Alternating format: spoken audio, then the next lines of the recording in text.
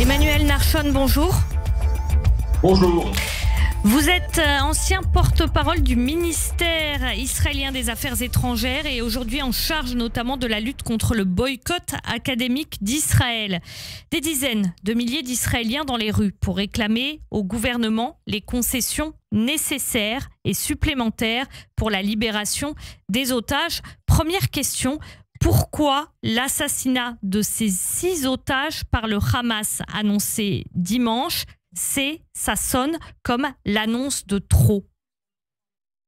Oui, c'est effectivement l'annonce de trop. Je dirais que c'est la goutte qui a fait déborder le vase parce que nous avions tous le sentiment que nous étions presque arrivés à un accord qui permette la libération des otages et que cet accord malheureusement a été bloqué ou n'a pas pu avoir lieu et notamment, et c'est ça en fait la grande question politique interne israélienne, notamment parce que notre Premier ministre, M. Netanyahou, n'était pas prêt à faire les concessions nécessaires pour que cet accord puisse être réalisé. Or, le prix à payer, eh bien, l'ont payé ces 6 otages qui ont été assassinés de la manière la plus lâche possible par le Hamas. Évidemment, ce n'est pas la faute du gouvernement israélien qu'ils aient été assassinés par le Hamas, mais pour beaucoup d'Israéliens, notre gouvernement ne fait pas le nécessaire pour pouvoir obtenir la libération des otages. Quand on a face à soi un ennemi comme le Hamas, un ennemi terrible, un ennemi qui a commis les massacres antisémites du 7 octobre, un ennemi qui continue à tirer des roquettes contre Israël, un ennemi, et ça c'est évidemment capital et très important, qui détient encore des otages. Est-ce que, d'après vous, la réaction des Israéliens va dans le sens de quelque chose qui pourrait permettre de faire contrepoids à ce Hamas? Certains opposants aux manifestations disent voilà, on est revenu à la situation antérieure au 7 octobre, au 6 octobre, quand la société israélienne était divisée et après il y a eu le 7 octobre. Oui, mais vous savez, là, la question que vous posez, elle est très profonde, en fait, elle est philosophique et religieuse aussi. Nous, le peuple juif, nous avons nos valeurs fondamentales et ce sont ces valeurs qui ont permis d'ailleurs l'existence du peuple juif pendant plusieurs milliers d'années. Or, nous sanctifions la vie et nous sanctifions le retour de ces prisonniers, même s'il y a un prix très élevé à payer. Si nous nous abaissons au niveau de nos ennemis, qui sont de vils assassins, qui sont vraiment des nazis, il n'y a pas d'autre mot qui puisse les qualifier, ce sont des nazis, eh bien si nous nous rabaissons à leur niveau, je pense que nous commettons une grande erreur par rapport à notre propre nature et par rapport à notre identité. La lutte contre le Hamas, elle ne passe pas uniquement par la question si nous avons tué tel ou tel nombre de terroristes, mais aussi par quel est le genre de modèle de société que nous présentons tout d'abord à nous-mêmes et aussi à nos voisins au Moyen-Orient. Parce qu'un jour, cette crise sera terminée et nous devons continuer à vivre avec nous-mêmes et avec nos voisins. Et il est certain que plus nous présentons une image moralement impeccable, et mieux nous nous en sortirons nous-mêmes par rapport à nous-mêmes et aussi par rapport aux autres. Donc je pense qu'il est absolument essentiel de ne pas baisser au niveau du Hamas. Ces manifestations, Emmanuel Narchon, en quoi elles présentent quelque chose de moralement élevé? Mais ce que ces manifestations disent, en fait, c'est qu'il faut faire tout pour libérer ces otages parce que ces otages arrivent au bout de leur vie. Nous le voyons déjà avec ces 6 otages qui ont été assassinés. Nous le voyons avec d'autres otages dont nous retrouvons malheureusement les corps au fur et à mesure. Donc il s'agit d'une quantité de plus en plus petite de gens qui sont toujours en vie et dont la vie mérite d'être sauvée. C'est ça que disent les manifestations, qu'il faut d'abord sanctifier la vie et d'abord sauver ces personnes qui peuvent être sauvées avant que nous ayons à regretter leur mort. Slicha, pardon, slicha, c'est ce qu'on a beaucoup entendu hier en Israël. On a entendu ces mots prononcés par la mère de Hersh Goldberg, Pauline, cet israélo-américain qui a été assassiné donc samedi par le Hamas. Et puis on l'a entendu aussi hier de la bouche de Binyamin Netanyahou. Il a demandé pardon aux otages et en même temps, il reste sur sa ligne. Et ce qu'il présente, Binyamin Netanyahou, pour rester sur sa ligne, c'est la nécessité de la sécurité. Cette dichotomie entre manifester pour les otages, demander plus de concessions au gouvernement israélien et de l'autre côté, la sécurité, ce qu'a rappelé Binyamin Netanyahou. Est-ce que c'est une dichotomie qui existe réellement ou alors est-ce que cette dichotomie, elle est l'ordre du discours politique ?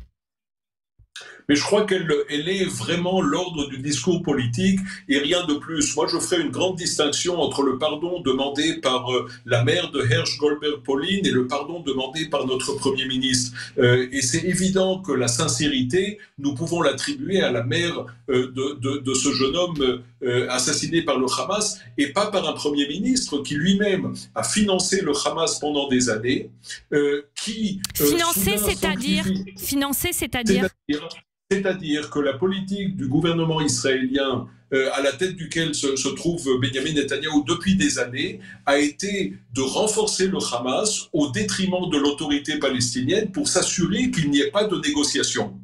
Et ça, c'est une politique qui a été menée au fil des années. D'ailleurs, le gouvernement le disant de la manière la plus claire possible. L'argent du Qatar qui est arrivé au Hamas et qui a permis la construction des tunnels n'aurait jamais pu entrer dans la bande de Gaza sans l'accord du gouvernement israélien. Et le gouvernement israélien était bien content qu'il y ait quelqu'un qui fasse un contrepoids ou une contrebalance à l'autorité palestinienne de manière à ce que nous puissions nous justifier à nous-mêmes et au monde entier pourquoi est-ce qu'il n'y a pas de négociation de paix. Et c'est exactement ce qui nous a mené à cette tragédie abominable, cette tragédie qui nous frappe tous et qui est vraiment, c'est l'heure la plus sombre de l'existence de l'État d'Israël. Mais il ne faut quand même pas oublier qu'il y a des responsabilités politiques dans cette histoire. Le 7 octobre, il n'est pas arrivé, il n'est pas né de rien. Le 7 octobre, il est aussi la conséquence d'un affaiblissement systématique de l'État d'Israël, des mécanismes démocratiques de l'État d'Israël par ce gouvernement israélien à la tête duquel se trouve M. Netanyahou, dont le but était de faire une soi-disant réforme juridique dont le but est l'affaiblissement des institutions démocratiques de ce pays. Donc en fait, ça fait bientôt 2 ans qu'on affaiblit systématiquement l'État d'Israël et on ne peut pas s'étonner malheureusement des conséquences de cet affaiblissement. Quand on réfléchit du fait de l'œuf ou de la poule, qu'est-ce qui provoque ces divisions ? D'après vous, ce qui provoque ces divisions, c'est la colère qui s'est manifestée avant le 7 octobre sur la réforme judiciaire, ou alors c'est quelque chose de l'ordre d'un problème de leadership peut-être ? Non, je crois que la question qui se pose est une question, si vous voulez, nous vivons plusieurs crises et malheureusement toutes ces crises ont lieu en même temps. Tout d'abord, il y a une grande crise d'identité.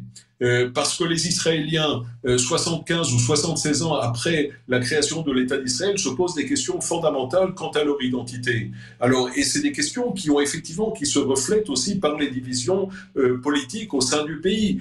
Et qu'est-ce que c'est être un Israélien aujourd'hui ? Qu'est-ce que ça veut dire ?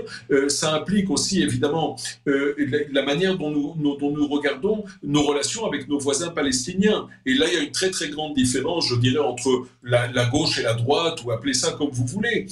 Donc il y a des distinctions au sein du pays. Une partie de la population israélienne estime que les valeurs démocratiques sur lesquelles ont été basées et fondées la création de l'État d'Israël et son existence, eh bien ces valeurs démocratiques sont en plein processus d'érosion.